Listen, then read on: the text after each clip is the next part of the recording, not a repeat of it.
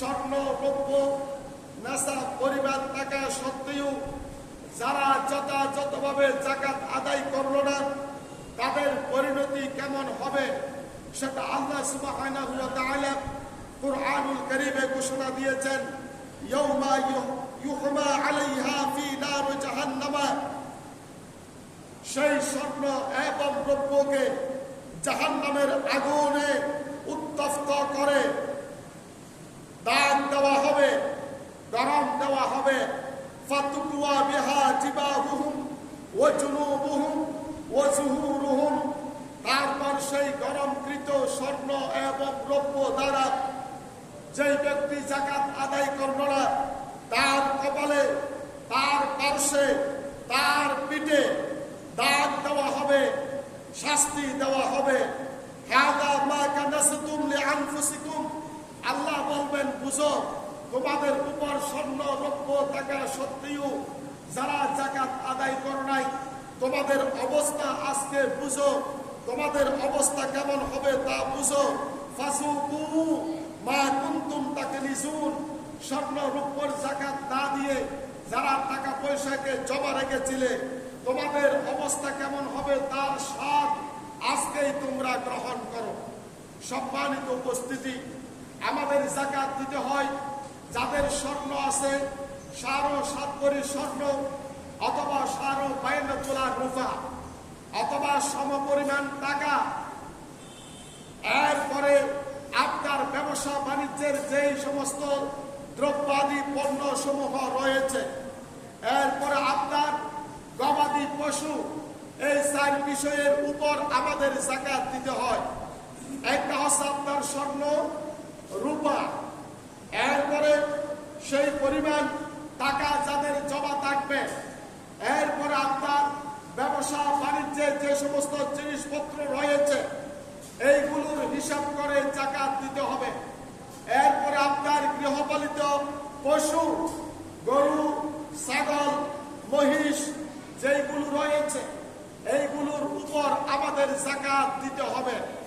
ধারাবাহিকভাবে আপনারা খেয়াল করবেন, যাদের 7.5 ভরি স্বর্ণ অথবা 52 তোলা রূপা রয়েছে তাদের উপর 1 লক্ষ টাকায় 2,500 টাকা করে যাকাতের টাকা দিয়ে দিতে হবে।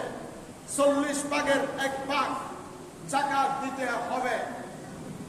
যদি কোনো ব্যক্তির স্বর্ণ 7.5 ভরি নাই, এর চাইতে একটু কম আছে, কম টাকার পর যদি ওই ব্যক্তির কোন ধরনের টাকা পয়সা জমা না থাকে তাহলে তার উপর যাকাত ফরজ হবে না।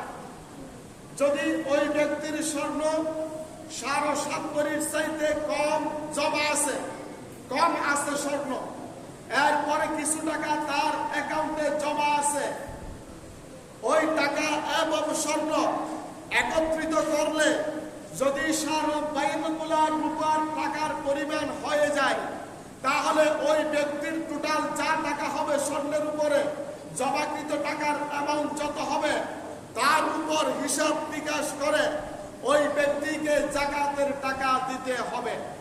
কেননা আপনি যদি শুধু স্বর্ণের উপরে ভরসা করে বসে থাকেন, আমার তো 7.5 ভরি নাই, 7 ভরি আছে, কিন্তু কিছু টাকা জমা আছে, আপনি যদি যাকাত না দেন তাহলে গরিবেরা ঠকে যাচ্ছেন। গরিবেরা যেন উপকৃত হতে পারে, লাভবান হতে পারে, বিশেষ করে এই রমাদানুল মুবারকে তাদের হিসাব করে আপনারা বছর নির্ধারণ করবেন। সুতরাং যাদের পূর্ণ 1 বছর 7.5 ভরি স্বর্ণ, 52 তোলা রূপা অথবা সেই পরিমাণ টাকা পয়সা জমা আছে তাহলে 15 বছর হিসাবে 1 বছর হয়ে গেলে আপনাকে সেভাবে যাকাতের টাকাগুলো দিয়ে দিতে হবে।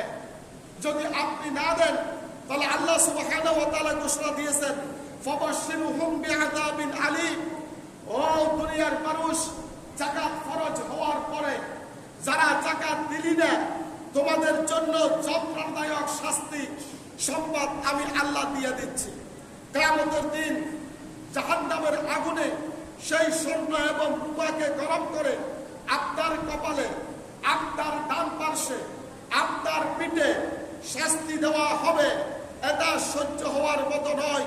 অত্যন্ত বেদনাদায়ক শাস্তি, কষ্টদায়ক শাস্তি আল্লাহ সুবহানাহু ওয়া তাআলা আপনাকে আমাকে দেবেন যাদের উপর যাকাত ফরজ হয়েছে। আমরা এমন পথের দিকে যাব যেই পথের দিকে গেলে গরিব মানুষেরা যাকাতের টাকা হিসেবে কিছু পায়। তাহলে স্বর্ণ কম থাকলেও স্বর্ণ এবং জমাকৃত টাকা যদি ৫.৫ তোলার উপর পরিমাণ হয় তাহলে আমাকে যাকাত দিতে হবে। অথবা আমার স্বর্ণ নাই, ১ বছর পরিমাণ ৭.৫ তোলা স্বর্ণ বা ৫.৫ তোলা রূপার পরিমাণ আমার টাকা জমা আছে, স্বর্ণের পরিমাণ নাই, রূপার পরিমাণ টাকা জমা আছে, তাহলে এইগুলোর উপরও আমাকে যাকাত দিতে হবে। এখন আমার সেই পরিমাণ টাকাও জমা আছে, এরপর আমার বিভিন্ন ধরনের ব্যবসা বাণিজ্য আছে।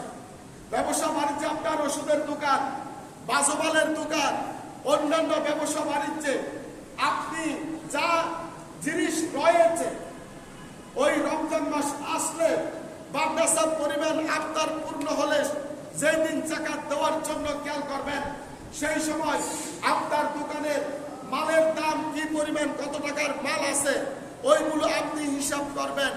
ওই মালের দাম এবং জমাকৃত টাকা একত্রিত করে টোটাল অ্যামাউন্ট যা হবে তা আপনাকে যাকাত দিতে হবে। অথবা ব্যাংকে আপনার এফডিআর আছে, অথবা সেভিংস অ্যাকাউন্ট আছে, অথবা কারেন্ট অ্যাকাউন্ট আছে। যে সমস্ত ব্যবসায়ীরা টাকা দেয়, উত্তোলন করে, যেই দিন আপনি যাকাত দেওয়ার জন্য টাকা হিসাব করবেন, আপনার কারেন্ট অ্যাকাউন্টে যে টাকাগুলো আছে সেইগুলোরও হিসাব আপনাকে মূল টাকার সাথে মিলাতে হবে। এবং জমাকৃত টাকা ডিপিএস আছে, এফডিআর আছে, ব্যাংকে টাকা জমা আছে, অথবা কয়লা বিদ্যুতের টাকা ব্যাংকে জমা রেখেছে, সমস্ত টাকাগুলো হিসাব নিকাশ করে যে পরিমাণ হবে ওইগুলোর উপর ভিত্তি করে আপনাকে যাকাত দিতে হবে। সম্মানিত উপস্থিতি, আপনার ওই ব্যবসা বাণিজ্যের জন্য আপনি জায়গা জমিন কিনেছেন ব্যবসা বাণিজ্যের জন্য, অথবা অন্য কিছু ক্রয় করেছেন, আপনি কিনবেন বিক্রয় করবেন, কিনবেন বিক্রয় করবেন, এইগুলোর কিন্তু যাকাত দিতে হবে। আপনি নিজস্ব জায়গা জমি কিনেছেন, ফেলে রেখেছেন, ব্যবহার করতেছেন, ওখান থেকে উৎপাদিত ওসর ৪০ ভাগের ১ ভাগ ফসল যাকাত দিতে হবে। কিন্তু যে সমস্ত জায়গা জমি বিক্রি করার জন্য ব্যবসার নিয়তে আপনি কিনেছেন, সুযোগ পেয়েছেন, হঠাৎ করে বিক্রি করে দিয়েছেন, এই জাতীয় জায়গা জমি থাকলে বা অন্যান্য জিনিস থাকলেও সেইগুলোর টাকা কত পরিমাণ সেইগুলো হিসাব করে আপনাকে যাকাতের টাকা দিতে হবে। কিন্তু আমরা এইগুলো খেয়াল করি না। এরপর আবার মাসের